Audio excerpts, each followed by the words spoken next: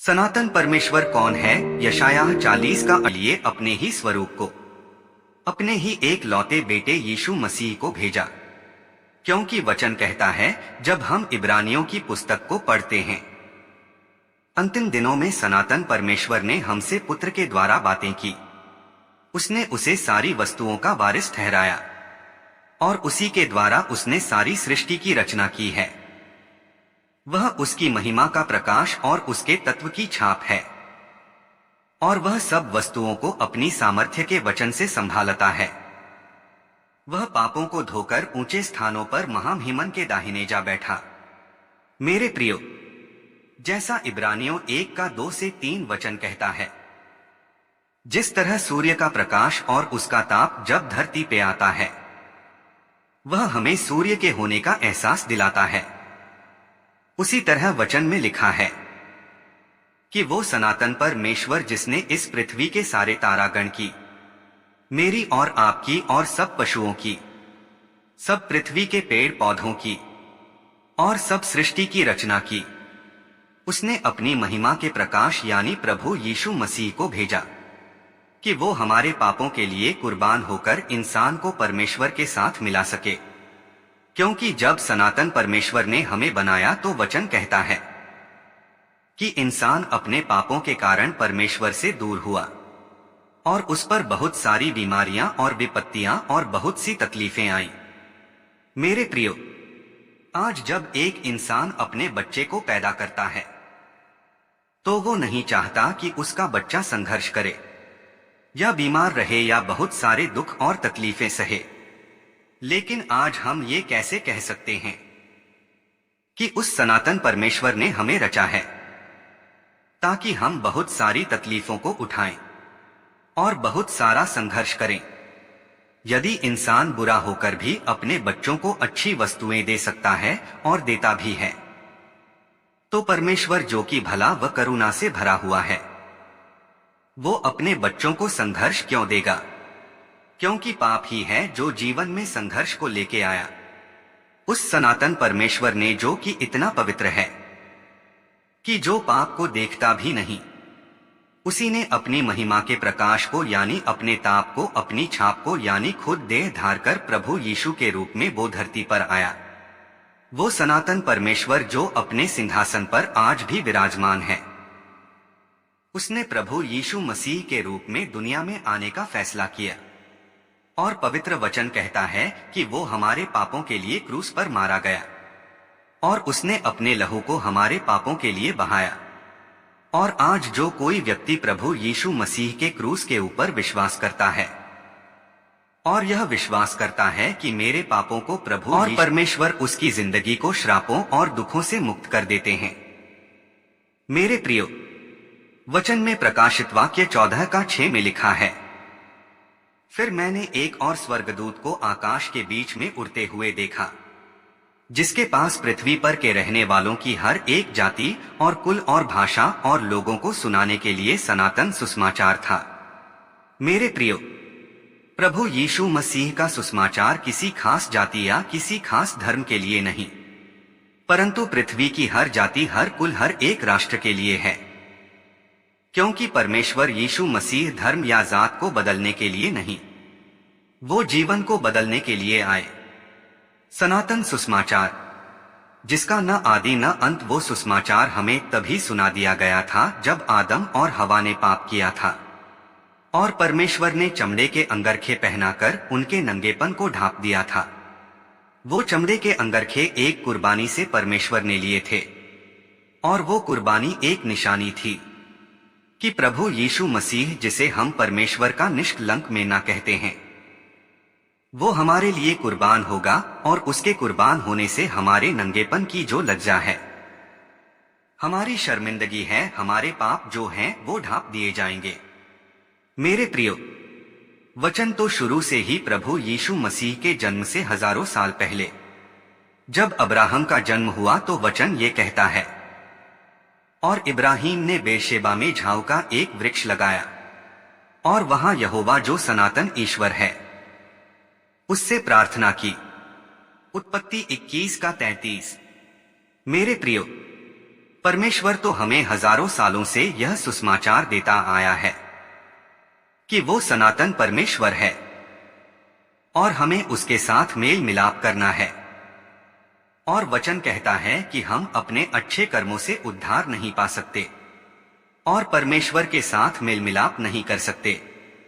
वचन कहता है कि जब हम यीशु मसीह के लहू के ऊपर विश्वास करते हैं कि प्रभु यीशु मसीह अपना वो लहू हमारे पापों के लिए बहाया ताकि हमारा मेल मिलाप सनातन परमेश्वर से हो सके। जब हम विश्वास करते हैं तो मेरे प्रियो, सनातन परमेश्वर के साथ हमारा मेल होता है और तब हमारी जिंदगी की असल शुरुआत होती है। मेरे प्रियो, इब्रानियों 9:14 वचन में लिखा है, तो मसीह का लहू जिसने अपने आप को सनातन आत्मा के द्वारा परमेश्वर के सामने निर्दोष चढ़ाया, तुम्हारे विवेक को मरे हुए कामों से क्यों न शुद्ध करेगा, ताकि तुम जीवते परमेश्वर की सेवा करो।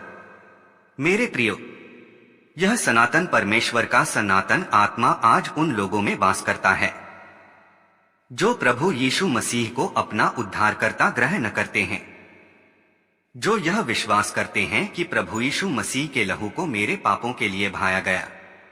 मेरे प्रियो, आज हमें जरूरत है कि हम सनातन परमेश्वर के साथ जुड़े, उसके साथ मेल मिलाप करें, ताकि परमेश्वर अपनी सनातन आत्मा को आपके हृदयों में रहने के लिए भेजे। क्योंकि वचन कहता है कि प्रभु यीशु मसीह जब मुर्दों में से जी उठकर स्वर्ग में गए तो उन्होंने परमेश्वर की सनातन आत्मा को पृथ्वी के ऊपर भेजा। 120 लोगों के ऊपर वो पिंतेकुस्त के दिन उतरा। और आज जब हम प्रभु के भवन में लोगों को चंगाई और बरकत पाते हुए देखते हैं, तो मेरे प्रियो, वो एक अंधविश्वास नहीं है, वो उसी परमेश्वर का सनातन आत्मा है जो आज इस धरती के ऊपर कार्य करता है।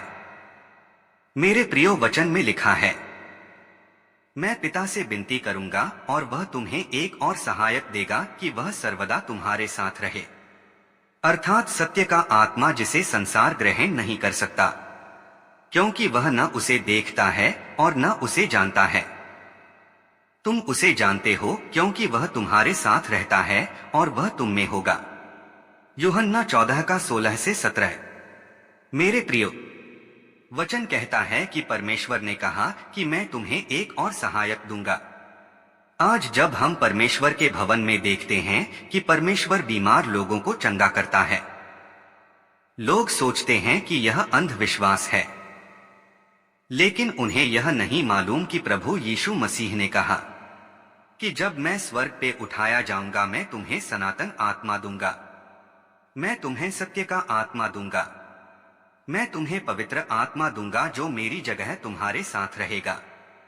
मैं अब शारीरिक रूप में तुम्हारे साथ नहीं रहूंगा, परंतु सनातन परमेश्वर का आत्मा, जिसे हम सनातन आत्मा, जिसे हम पवित्र आत्मा बोलते हैं, वो तुम्हारे साथ रहकर उन अचंभित कामों को करेगा जो शारीरिक रूप में रहकर मैंने तुम्हारे साथ किए हैं और तुम्हें दिखाए हैं।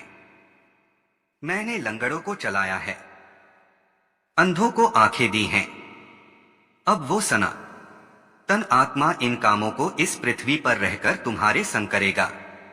मेरे प्रियो, आज हमें प्रभु यीशु मसीह पर विश्वास करने की जरूरत है, उस सनातन परमेश्वर पर विश्वास करने की, उस सनातन परमेश्वर ने जो हमारे लिए इंतजाम किया, अपनी महिमा के प्रकाश और अपने तत्व की छाप को प्रभु यीशु के शारीरिक रूप में धरती पर आया।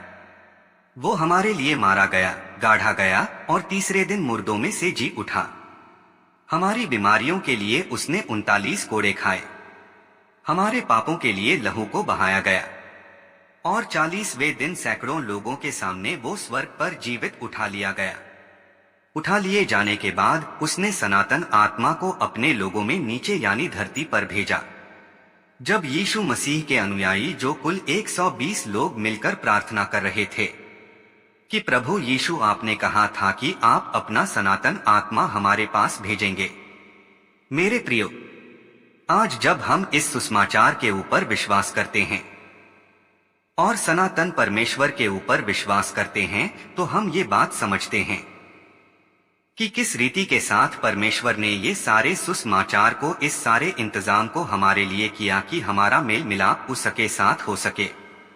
जब हम आज से तकरीबन 2000 साल पहले पवित्र बाइबल में पढ़ते हैं, यीशु मसीह का जन्म इस प्रकार से हुआ कि जब उसकी माता मरियम की मंगनी यूसुफ के साथ हो गई, तो उनके इकट्ठे होने के पहले से वह पवित्र आत्मा की ओर से गर्भवती पाई गई। उसके पति यूसुफ ने, जो धर्मी था और उसे बदनाम करना नहीं चाहता था, उसे चुपके से त्याग देने का विचार किया। जब वह इन बातों के सोच ही में था, तो प्रभु का स्वर्गदूत उसे स्वप्न में दिखाई देकर कहने लगा, हे यूसुफ, दाऊद की संतान, तू अपनी पत्नी मरियम को अपने यहाँ ले आने से मत डर, क्योंकि जो उसके गर्भ में है वह पवित्र आत्मा की ओर से है। वह पुत्र जनेगी और तू उसका नाम यीशु रखना, क्योंकि वह अपने लोगों का उनके पापों से उद्धार करेगा। यह सब कुछ इसलिए हुआ कि जो वचन प्रभु ने भविष्यद्वक्ता के द्वारा कहा था वह पूरा हो, कि देखो, एक कुंवारी गर्भवती होगी और एक पुत्र जनेगी, और उसका नाम इम्मानुएल रखा जाएगा, जिसका अर्थ है परमेश्वर हमारे साथ है। सो यूसुफ नींद से जागकर प्रभु के दूत की आज्ञा अनुसार अपनी पत्नी को अपने यहाँ ले आया, और जब तक वह पुत्र न जनी तब तक वह उसके पास न गया, और उसने उसका नाम यीशु रखा। मेरे प्रियो, यही वचन जो हमने प्रभु यीशु के जन्म के 700 साल पहले पढ़ा था अब पूरा हुआ। प्रभु यीशु की माता मरियम किसी मनुष्य के साथ किसी भी तरह के कोई भी संबंध में नहीं थी। परमेश्वर ने मरियम को चुना, जो एक पवित्र और कुंवारी थी, कि वह प्रभु यीशु मसीह को उसी उद्धार के लिए जिसका जिक्र बाइबल में लिखा गया था कि एक उद्धारकर्ता आएगा और तुम्हें उद्धार देगा। तो परमेश्वर ने प्रभु यीशु मसीह को उस कुंवारी के जरिए धरती के ऊपर भेजा। आज हम यह पढ़ते हैं कि उसी सनातन परमेश्वर ने, जिसका न आदि है न अंत है, उसने मनुष्य के लिए एक उद्धार का प्रबंध किया और अपने एकलौते बेटे को भेजा, यानी वह खुद देह धरकर पृथ्वी पर आया ताकि वह मानव जाति का उद्धार कर सके। वचन कहता है कि प्रभु यीशु मसीह अपने माता और पिता के अधीन रहकर आत्मा में, बुद्धि, डीडौल और अनुग्रह में बढ़ते गए, और जब वह 30 वर्ष के हुए तो उन्होंने परमेश्वर की सेवकाई को शुरू किया और प्रचार करना आरंभ किया। मन फिराओ, क्योंकि स्वर्ग का राज्य निकट आया है।